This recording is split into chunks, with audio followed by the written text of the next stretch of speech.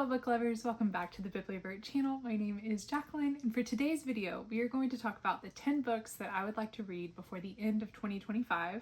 Cassie from Sharp Bait Bookshelf, I believe, called it 10 before the end, which I love. So, let's get into this. I'm gonna reach for a book. No one panic. We did it. Wow.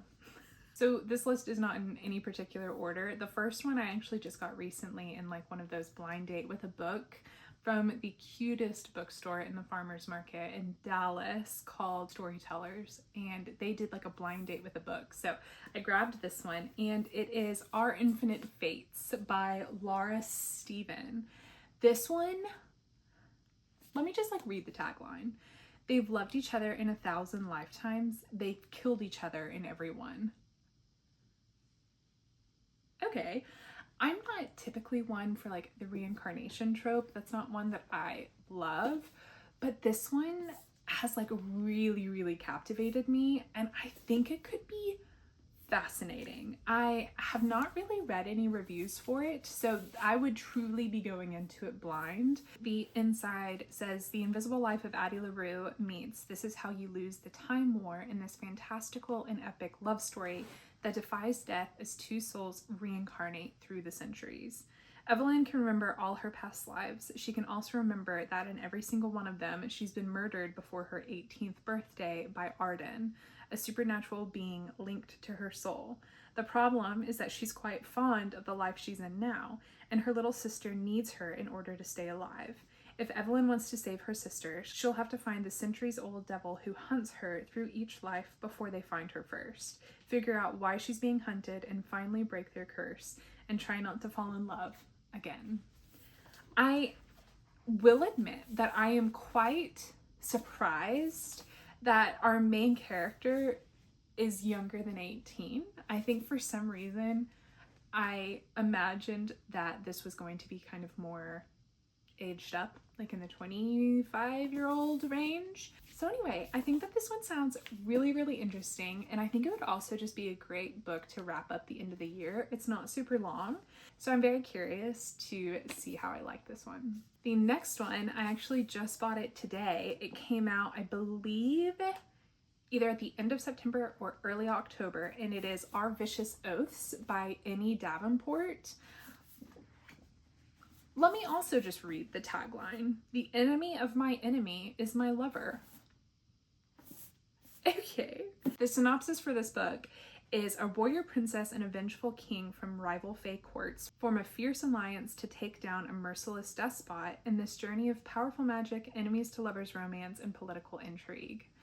I am very excited about this book because I am like in my romantasy era right now, and this one, from what I can tell, our main character Kadisha is betrothed to the Fae King, but the night before her wedding she decides to meet someone else, and then on her wedding day she gets kidnapped, and then her kidnapper and her kind of form this alliance to try and, one, get rid of the Fae King, and two, break her betrothal to him. So anyway,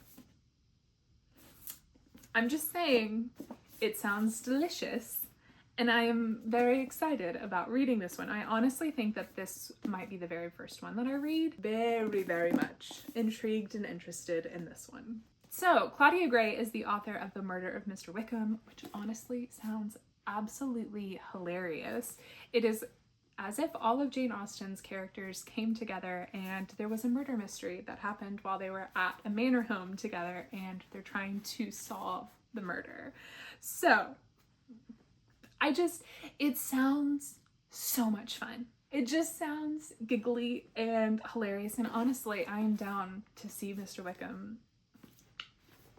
You know, this one I really think is going to be one of those books where if I am not like loving the thing that I'm reading and I'm like, oh, I just really need like a solid pick-me-up, I feel like this book would be the pick-me-up that I would need. So it just sounds fun. Sounds delicious. And I'm ready for it. I have talked about this book before, and I am. Why I haven't read it yet, I don't know. Like, I just need to just sit down and just read it. You know, I have gotten into like a Kindle Unlimited and fan fiction deep dive, and I need to come out of that and maybe read some of the books that I have on my TBR. But For She Is Wrath by Emily Varga. Absolutely stunning cover. So beautiful. The synopsis is: framed for a crime she didn't commit, Dania counts down her days in prison until she can exact revenge on Mason, the boy responsible for her downfall, the boy she once loved and still can't forget. When she discovers a fellow prisoner may have the key to achieving the vengeance, a stolen gem treasure, they execute a daring escape together in search for the hidden treasure. Armed with dark magic and a new identity, Dania enacts a plan to bring down those who betrayed her and her family, even though Mason still stands in her way. But seeking revenge becomes a complicated game of cat and mouse, especially when an undeniable fire still burns between them, and the power to destroy her enemies has a price. As Dania falls deeper into her own web of traps and lies, she risks losing her humanity to her fight for vengeance, and her heart to the only boy she's ever loved.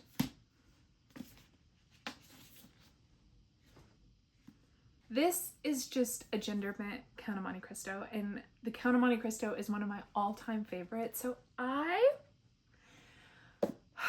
it's gonna be spectacular, and it's just gonna be gorgeous, and I think I am going to be consumed by this book, and I almost want to dedicate like an entire weekend to just soaking this up and doing nothing but reading it, and that might be exactly what I do. Oh, I love how floppy this is. Okay, wow, I just got goosebumps. Okay, this next book I have seen a lot. However, I feel like I know nothing about it. I have just heard that this book is extraordinary, and I'm so excited. And it is The Raven Scholar by Antonia Hodgson. I'm just gonna read the inside. I feel like that's all I've been doing is just reading the inside blurb, but like I literally got goosebumps just reading this. So, okay. Let us fly now to the Empire of Orin, where after 24 years of peace, the reign of Burson the Brusque has come to an end. In the dizzying heat of midsummer, 7 exceptional warriors, thinkers, and strategists compete to replace him. When one of them is murdered, it falls to Nima Kra, the Emperor's brilliant, idiosyncratic high scholar, to find the killer and fight for the throne. Nima believes she is alone, but we are here to help. All she has to do is let us in. If she succeeds, we will win an empire. If she fails, death awaits her. But we won't let that happen. We are the Raven, and we are magnificent.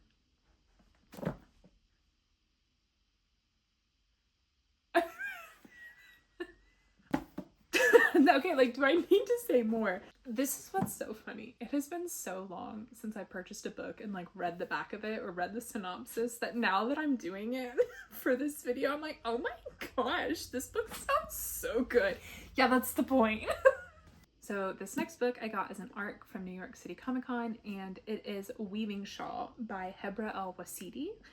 And it just feels like it's going to be this gorgeous, lush, atmospheric, moody kind of read, and I am in the mood for that, so it's perfect.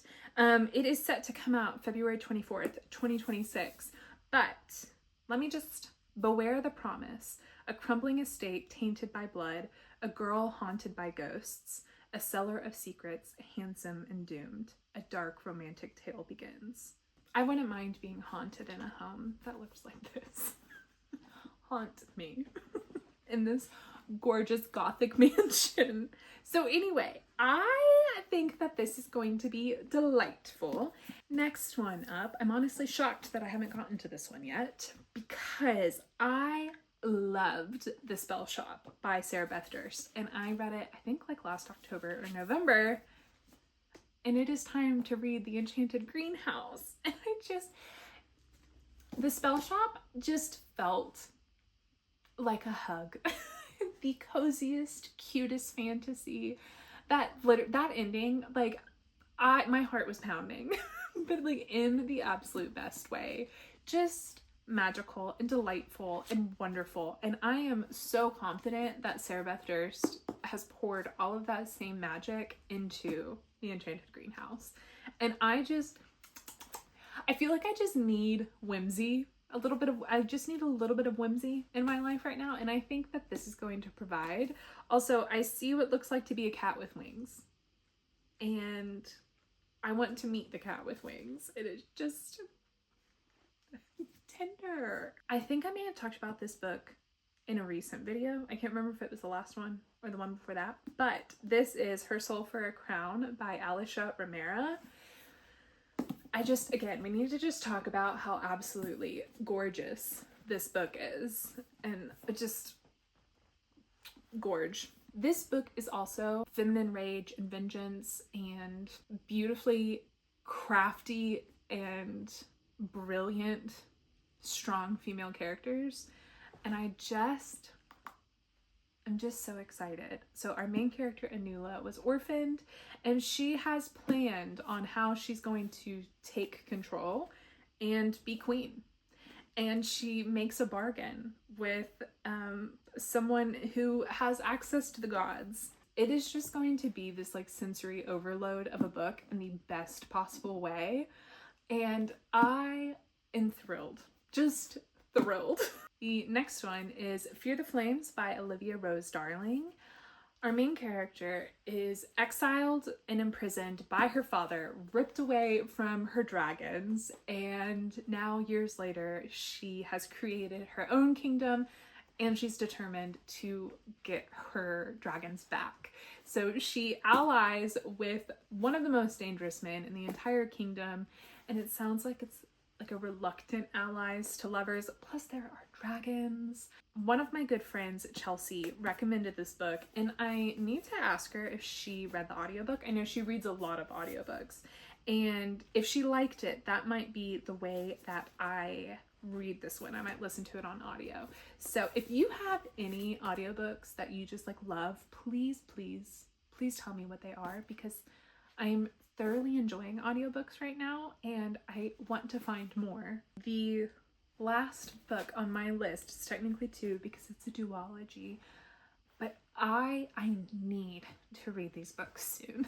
Like, they just stare at me on my shelves and I just need to read them right now.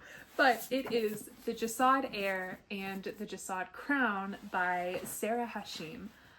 I cannot tell you how excited I am for these books. I love Middle Eastern inspired storytelling or Middle Eastern mythology. Love it. And this one is specifically an Egyptian inspired epic fantasy. So I just know it's going to be fantastic. Premise of this book is that 10 years ago, the kingdom of Jasad burned and the entire royal family was murdered, except for the daughter.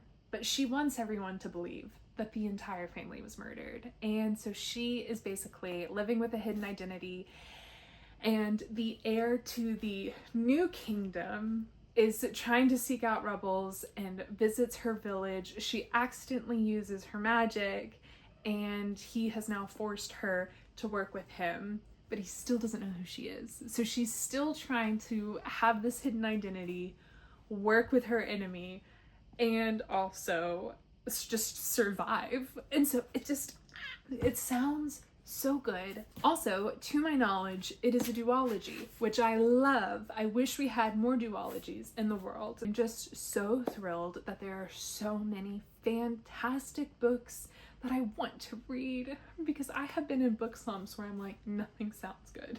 Like, there is nothing that even appeals to me. So truly thrilled, truly just so happy. I'm also considering doing like a reading vlog of reading these books. One, to hold me accountable, and two, just so I can share my thoughts as they're happening, because so many times I can like have all of these things that I want to share about the book, and then a week or two passes and I think, now I don't remember as much. So I might I might do that. Let me know if that's something that you're interested in. But that is it for this video. Thank you so much for joining me. If you would like to learn a little bit more about us, you can check us out over on Instagram at the Bibliovertpodcast. We also have a second YouTube channel called the Bibliovert Games, where we do like cozy gaming content. A lot of it is Animal Crossing right now. And lastly, we have a Patreon that is just so much fun, filled with incredible people from all over the world who love to read. We have 2 Patreon exclusive episodes a month. We do monthly book buddy reads, and we also have a chat. And we always have room for one more, and we would love for you to join our family. But I hope you have a fantastic day, happy reading, and I will see you next time.